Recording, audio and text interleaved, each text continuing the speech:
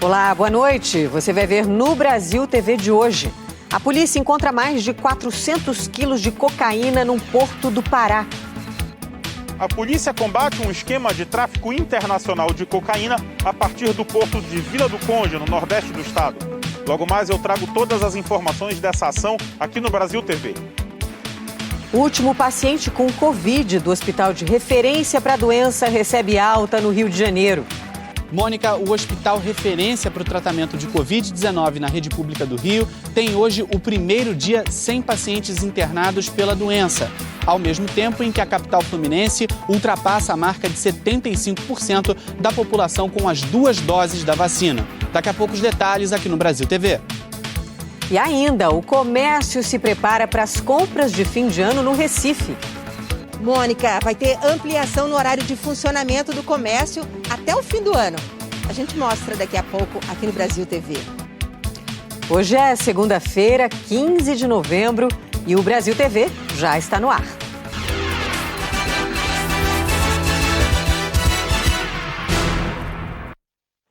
O Brasil TV começa com uma ação conjunta entre a Polícia Federal e o Exército no Amapá. Os agentes combateram hoje o garimpo ilegal dentro de áreas de preservação ambiental no Oiapoque. O John Pacheco acompanhou. Olá, Mônica, não houve prisões em flagrante. Além dos mandados de busca e apreensão cumpridos, as equipes destruíram todo o maquinário utilizado na extração ilegal. A investigação identificou retirada ilegal de minério ocorrendo desde o início de 2021, com considerável degradação ambiental. As áreas exploradas sem autorização, chamadas de Russo e Vila Velha, estão dentro da Floresta Estadual do Amapá e no limite da terra indígena Uaçá, respectivamente. O acesso até as regiões só foi possível através de helicópteros do Exército, de onde foram identificadas as áreas degradadas através de imagens aéreas. As ações da PF foram denominadas de Operações Russo e Vila Velha e aconteceram no âmbito da Operação Ágata do Exército, todas elas atuando para coibirem crimes de degradação ambiental. A corporação não detalhou o total de investigados e nem quais as participações deles dentro da atividade ilegal, mas informou que os crimes de extração ilegal de minério, associação criminosa e usurpação de bem da União podem resultar em penas de até 9 anos de prisão. Mônica, volto com você. Bandidos levaram pânico a frequentadores de uma lanchonete em Teresina. O Renan Nunes tem as informações. Oi, Mônica. De acordo com a polícia, esses 2 homens invadiram uma lanchonete que fica na zona sul de Teresina e levaram pertences de quem estava lá dentro. Minutos depois, policiais que faziam rondas passaram pela frente do local. Daí começou uma perseguição, teve troca de tiros que acabou com os 2 homens presos. Felizmente, ninguém ficou ferido. Com a dupla foram encontrados aparelhos celulares. Ainda segundo a PM, um desses suspeitos já havia sido preso há cerca de 15 dias quando fugia em um carro roubado. Mônica, eu volto com você. E a polícia vai analisar novas imagens do assalto à joalheria num shopping em Sorocaba, no interior de São Paulo. Maiara Correia. As imagens das câmeras de segurança já estão com a polícia e vão ajudar na investigação desse assalto que assustou os moradores aqui em Sorocaba neste fim de semana. Vídeos do circuito interno da joalheria mostram que 2 ladrões entraram e renderam as funcionárias. Elas foram obrigadas a entregar joias e 4 relógios de luxo que estavam no cofre, causando um prejuízo de R$600 mil. Os assaltantes tentaram ainda entrar em outra joalheria, mas não conseguiram. Um dos ladrões atirou no momento da fuga. Testemunhas contaram à polícia que pelo menos 10 bandidos armados participaram dessa ação. Esse assalto aconteceu no sábado à noite, o shopping estava cheio. Os tiros disparados pelos ladrões assustaram clientes e funcionários. Teve correria, tumulto, lojas e restaurantes foram fechados e muita gente deixou o carro no estacionamento, voltou só ontem para buscar os veículos. Ninguém se feriu na ação e até o momento nenhum bandido foi preso. Maiara Correia para o Brasil TV. E a polícia paraense investiga o ataque à casa de uma liderança indígena que fez denúncias na COP26. Quem tem os detalhes dessa história é a Cissa Loyola. Mônica, a Polícia Federal ainda não tem uma linha de investigação sobre a invasão à residência de Alessandra Corapi, que é líder Munduruku e também vice-coordenadora da Federação dos Povos Indígenas do Pará. É a segunda vez que a casa da líder indígena é invadida aqui em Santarém, no oeste do Pará. Quando o marido dela chegou à residência, encontrou quartos revirados, documentos espalhados pelo chão.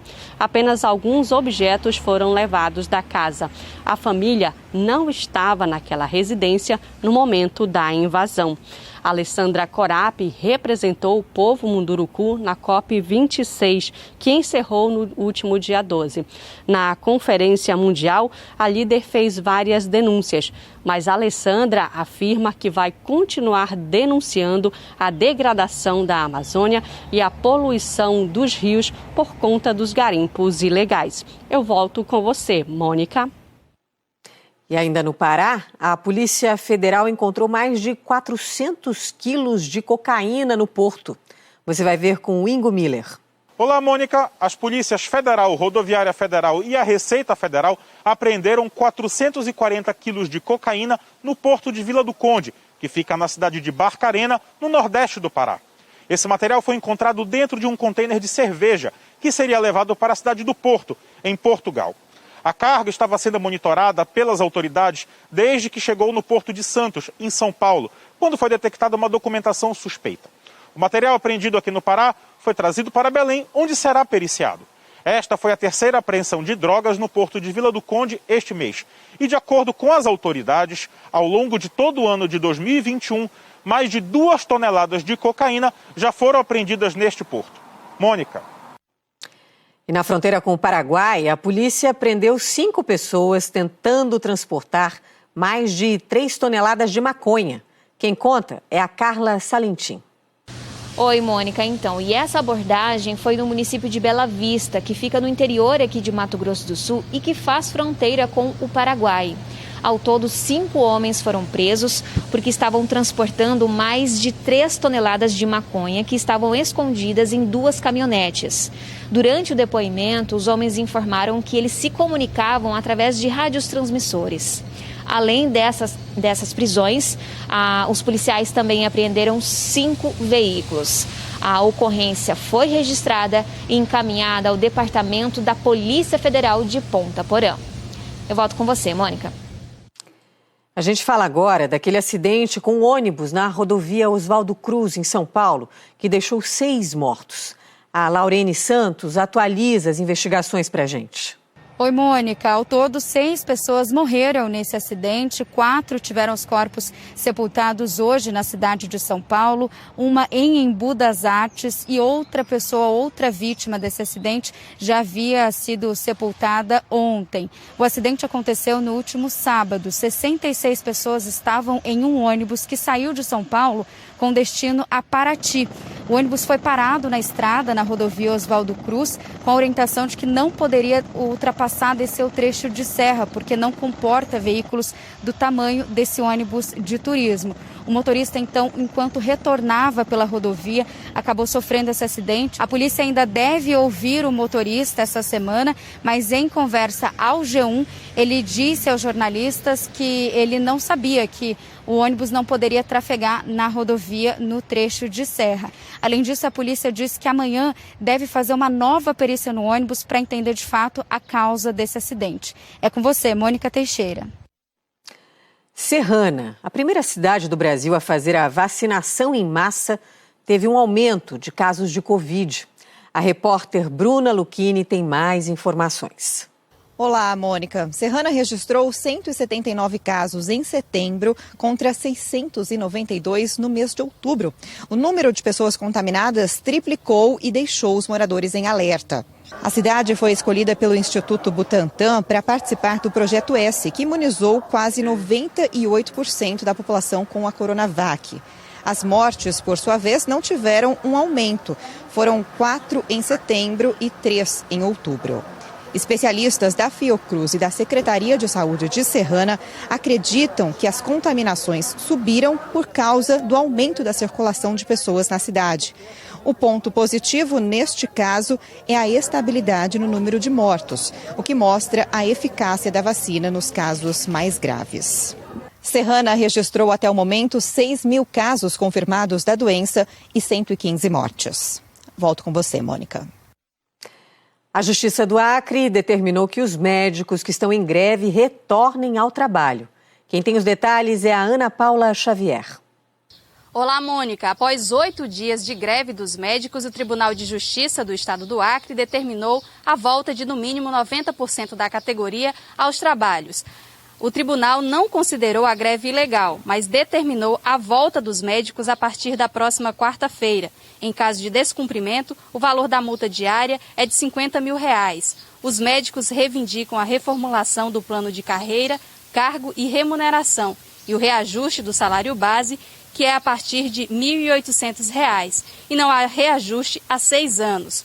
O Sindicato dos Médicos afirmou que a determinação vai ser cumprida pela categoria, mas que a greve deve ser mantida até o próximo dia 7 de dezembro. Mônica. A partir de hoje, clientes e funcionários de bares, restaurantes e eventos no Ceará terão que apresentar o comprovante de vacinação contra a Covid. As informações com a Aline Oliveira. A exigência do passaporte de vacinação é uma medida que está num decreto estadual que começou a valer hoje. Esse decreto flexibiliza o funcionamento de bares, restaurantes e eventos em geral, que agora não tem mais restrição de horário. Mas tanto os frequentadores quanto os funcionários desses estabelecimentos devem apresentar comprovante de vacinação na entrada. As pessoas devem provar que receberam as 2 doses ou a vacina de dose única. Aline Oliveira para o Brasil TV. E o hospital de referência para a Covid no Rio de Janeiro zerou as internações pela primeira vez desde o começo da pandemia. O André Coelho explica. Olá, Mônica. Olá, amigos do Brasil TV. Esse é o primeiro dia desde o começo da pandemia sem pacientes internados com Covid-19 no Hospital Municipal Ronaldo Gazola, que é a referência para o tratamento da doença aqui no Rio de Janeiro. Hoje, o prefeito Eduardo Paes e o secretário municipal de saúde, Daniel Sorans, acompanharam a alta do último paciente internado na unidade, pelo menos por agora. O Rio de Janeiro está aí no menor número de internados desde março de 2020, tudo graças à vacinação. Uma outra boa notícia é que a capital alcançou no sábado a marca de 75% dos cariocas com o ciclo de vacinação completo, ou seja, com as 2 doses. E como é que fica a vacinação no Rio de Janeiro essa semana? Amanhã, terça-feira e na quarta vai ser a vez de mulheres com 60 anos ou mais. Quinta e sexta-feira é a vez de homens com 60 anos ou mais e o sábado fica para repescagem para homens e mulheres acima de 60 anos. Volto contigo, Mônica. Obrigada, André. A seguir, o comércio se prepara para as compras de fim de ano no Recife. Mônica, vai ter ampliação no horário de funcionamento do comércio até o fim do ano. A gente mostra daqui a pouco aqui no Brasil TV. E uma onça parda é flagrada num parque de Presidente Prudente. A gente volta já.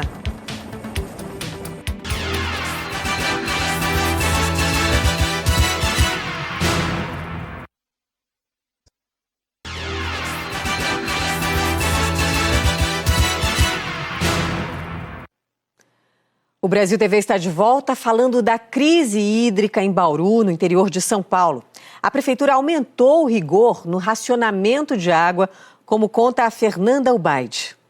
Oi, Mônica. Situação difícil enfrentada por cerca de 90 mil moradores de Bauru que dependem exclusivamente da lagoa de captação do Rio Batalha para receber água nas torneiras. Por conta do agravamento da crise hídrica, a prefeitura estipulou um racionamento ainda mais severo, 24 por 72 horas. Ou seja, os moradores recebem água durante um dia e ficam 3 dias sem receber o abastecimento. O problema é que as regras não estão sendo respeitadas. Aqueles bairros que receberiam água hoje estão com as torneiras secas. Segundo a prefeitura, isso acontece por causa da baixa pressão da água, que não tem força suficiente para encher os reservatórios e aí depois encher a caixa d'água dos moradores. A prefeitura publicou na última sexta-feira um decreto de emergência que permite a contratação de caminhões-pipa sem a necessidade de licitação e também captação de água de lagoas como Rio Verde e Água Parada para tentar minimizar os problemas enfrentados pelos moradores. Mônica, é com você. Já no Mato Grosso, teve temporal. A Cíntia Rocha conta que a chuva causou alagamentos e estragos no estado. Oi, Mônica, boa tarde para você, boa tarde a todos. De acordo com o Instituto Nacional de Meteorologia, só ontem foram registrados 142 milímetros de chuva em Cuiabá e na região metropolitana. Esse volume é mais do que a metade do que era esperado para todo o mês de novembro. Resultado menor, mas bem parecido com o que foi registrado na região há 2 anos, quando a quantidade de água acumulou 100 milímetros em um só dia. Nesta madrugada, em Cuiabá e Várzea Grande, ruas, casas e estabelecimentos comerciais foram tomados pela água. Em um bairro de Várzea Grande, por exemplo, foi registrado o momento em que moradores circulam de barco pela rua. Para hoje, a previsão do tempo é de mais chuva, de pelo menos 30 milímetros de água. Mônica, é com você. A volta para casa nesse feriadão começou com acidentes graves nas rodovias de Alagoas. A Andréia Rezende tem as informações direto de Maceió. Oi, Mônica, isso mesmo. Esse feriadão da Proclamação da República foi de acidentes em rodovias federais aqui em Alagoas. Na BR-101, perto da cidade de Campo Alegre, uma mulher morreu após o carro capotar neste domingo. O marido dela, que também vinha no carro, sofreu lesões graves e foi socorrido pelo SAMU. Ainda não se sabe as causas deste acidente. Já na BR-316, em Mata Grande, 2 carros bateram de frente. 4 pessoas morreram, entre elas 2 crianças de 8 e 9 anos de idade. Outras 3 pessoas ficaram feridas e foram socorridas pelo Corpo de Bombeiros. A pista chegou a ficar interditada, mas depois foi liberada. O estado de saúde dos feridos não foi divulgado. Nas rodovias estaduais também foram registradas colisões de veículos. Segundo o Batalhão de Policiamento Rodoviário, de sexta-feira até hoje, foram registrados 14 acidentes, com 16 vítimas socorridas com escoriações e 2 mortes. Mônica. Prudência, né, e bom senso sempre tem que acompanhar as pessoas na estrada. Em João Pessoa, uma iniciativa quer conscientizar motoristas sobre a necessidade de reduzir a velocidade e evitar atropelamentos de animais na pista. O Ítalo de Lucena acompanhou. Olá, Mônica, como vai? Uma segunda-feira de estradas extremamente movimentadas em todo o Brasil. Depois desse feriado, é hora de voltar para casa e a preocupação é para que as pessoas não sofram acidentes nesse retorno para as suas cidades. E esse número é extremamente alto, 475 milhões de animais silvestres atropelados no período de 1 ano em estradas e rodovias por todo o país. É um número muito alto. E essa ação acontece hoje em 16 estados, aqui na Paraíba, em João Pessoa, em pontos como esse posto de combustíveis, a gente consegue ver aí essa ação acontecendo. A iniciativa se chama Dia Nacional de Urubuzar, nome que faz referência à prática dos urubus de encontrar onde estão animais acidentados. Aqui os ambientalistas abordam motoristas e fazem um trabalho de conscientização sobre a necessidade de reduzir a velocidade para evitar acidentes. As equipes também apresentam um aplicativo que permite que os motoristas façam o registro de animais na estrada. A ideia é que as autoridades tenham dados mais fixos, né, dados mais importantes e certos sobre esse tipo de acidente. Mas o que a gente quer mesmo é que nenhum tipo de acidente aconteça, que voltem todos bem para casa depois do feriado. Mônica, volto com você. É isso aí, com certeza, né? E Manaus montou barreiras policiais nas estradas na volta do feriadão. O Marcelo Moreira mostra pra gente. Oi, Mônica. A Agência Reguladora de Serviços Públicos do Amazonas estima que 18 mil pessoas saíram de Manaus nesse feriado prolongado. Esse fluxo ocorre principalmente pelo transporte rodoviário e hidroviário aqui na região. Desde sexta-feira, barreiras policiais foram montadas nos principais pontos da entrada e saída da capital amazonense. Hoje de manhã, o movimento nas rodovias foi tranquilo, mas foi aumentando ao longo do dia. Nem todo mundo precisou sair da capital para aproveitar o feriado. Muita gente veio para a Praia da Ponta Negra, que antes funcionava de segunda a sábado, agora passa a ser liberada também aos domingos e feriados. E essa é a grande novidade. O ponto turístico foi um dos mais visitados nesse fim de semana. A orientação é que todos usem máscara, mas nem todo mundo fez isso. Mônica. E muita gente está pegando a estrada atrás de combustível mais barato. A Marcele Setúbal conta que o Rio de Janeiro é o estado com a gasolina mais cara do país. Oi, Mônica. Olha, o estado do Rio de Janeiro está no topo da lista de todo o Brasil com a gasolina mais cara, já passando aí dos R$7. Segundo a Agência Nacional do Petróleo, a média da gasolina aqui no estado chega a R$ 7,23 o litro. Inclusive, já são 19 estados em todo o Brasil com a gasolina acima dos R$7. O diesel também vem acompanhando aí esses aumentos, que para os motoristas dá a impressão de que é semanal, né? Quando chegam aqui nos postos e acabam encontrando preços diferentes e sempre preços mais caros. E quando a gente faz uma comparação entre novembro deste ano com novembro do ano passado, a gasolina sofreu um aumento de 55%. Por exemplo, fazer aquela continha, né, para saber se o etanol está mais em conta, está valendo mais a pena do que a gasolina, ou então, em vez de colocar R$100, colocar 50 de gasolina. Enfim, algumas estratégias que os motoristas têm encontrado para não doer tanto no bolso, Mônica. Mas está difícil, né? E o comércio está se preparando para as compras de fim de ano no Recife. A Mônica Silveira conta que as lojas de rua vão ficar abertas por mais tempo. Oi, olá, Mônica, minha xará. Aqui no Recife é o seguinte, de hoje até o fim do ano, as portas não fecham mais no comércio de rua do Recife. Todo domingo, todo feriado, o comércio deve ficar aberto entre as 9 da manhã e até as 5 da tarde.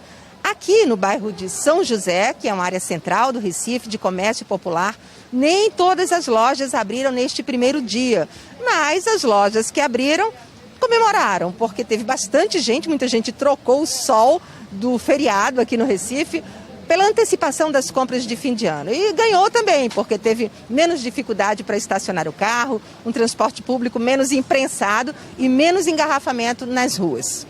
Mônica Teixeira. Obrigada, viu, Xará, pelas informações aí do comércio no Recife. E uma multidão de brasileiros cruzou a fronteira neste feriado para fazer compras no Paraguai. O Marcos Landim conta pra gente. Oi, Mônica. O comércio de Cidade do Leste decidiu antecipar a Black Friday de olho nos turistas brasileiros que vieram a Foz do Iguaçu. Os lojistas dizem que os descontos variam de 10% a 70% e os produtos eletrônicos, como celulares e equipamentos de informática, estão entre os itens mais procurados. O que não ajuda é a cotação do dólar. Nesse ano, quase sempre a moeda americana, que é a referência no Paraguai, ficou acima dos R$5 e hoje R$ 5,60. Mesmo assim, desde cedo, Cidade do Leste ficou bem movimentada, com lojas cheias e o trânsito lento na fronteira. No ano passado, a fronteira do Brasil com o Paraguai ficou fechada por quase 7 meses em razão da pandemia do coronavírus. Depois disso, várias lojas fecharam as portas e o comércio demitiu. Com o fim das restrições de circulação e a volta dos brasileiros ao Paraguai, a economia local reaqueceu. Mônica. E começou o Festival da Jabuticaba, em Sabará, Minas Gerais. A Flávia Ayer foi até lá. Oi, Mônica. O feriado aqui em Sabará é para curtir sem pressa. Você pega um balde de jabuticaba e vai se deliciando. A gente está aqui na cidade, que é famosa pelos pés de jabuticaba, que tem vários quintais. E aqui nesse festival, que está acontecendo pela 35ª vez, tem toda a diversidade de produtos possíveis. Tem licor, tem cachaça, tem cerveja, tem sorvete, tem de tudo, desde que seja o sabor jabuticaba. E uma outra questão que é super famosa aqui, os moradores também alugam os pés de jabuticaba. A gente está fazendo um passeio aqui pelo festival, que no ano passado teve que acontecer de forma virtual. E esse ano, então, né, as pessoas estavam com saudade desse encontro, dessa interação, elas podem se deliciar com as geleias, com os licores, tudo sabor jabuticaba. A boa notícia é que esse evento acontece até o dia 12 de dezembro. Os ingressos, né, você tem que comprar, é gratuito, na verdade, você tem que adquirir ele antecipadamente pela internet, ou seja, dá para se planejar para vir visitar Sabará e comer as jabuticabas. Voltamos ao estúdio. Que delícia, né? E moradores de Presidente Prudente, no interior de São Paulo, flagraram uma onça parda passeando pelo parque da cidade em pleno feriado. O Murilo Zara mostra pra gente. Oi, Mônica, tudo bem? Você que é daqui da região deve conhecer muito bem esse ponto turístico onde a gente está agora, que é o Parque do Povo. Quem não conhece, deixa eu explicar. Assim como São Paulo tem o Ibirapuera, aqui em Prudente a gente tem o Parque do Povo. É um ponto de muita atividade física, de esportes, de recreação, mas hoje teve uma visita diferente. Dá uma olhada nesse vídeo. Pois é, tinha uma onça parda passeando aqui pelo parque ao meio-dia. É um fato tão impressionante que muita gente nem se deu conta do que estava acontecendo. A gente percebe aí no vídeo. O que o pessoal deve fazer assim que avistar essa onça é ligar imediatamente para o Corpo de Bombeiros e para a Polícia Ambiental para que eles tomem as medidas necessárias. Fato é que num feriado, muitas famílias tinham a programação de vir até aqui, trazer as crianças, mas o pessoal acabou adiando esse passeio por conta da presença da onça por aqui, viu, Mônica? Com você. Ô Murilo, olha, eu sou nascida em Presidente Prudente, mas nunca tinha ouvido falar de onça parda no Parque do Povo, viu? Que susto! Outras notícias você vê logo mais no Jornal Nacional às 8h30 da noite, hora de Brasília. Ótima noite para você, boa semana.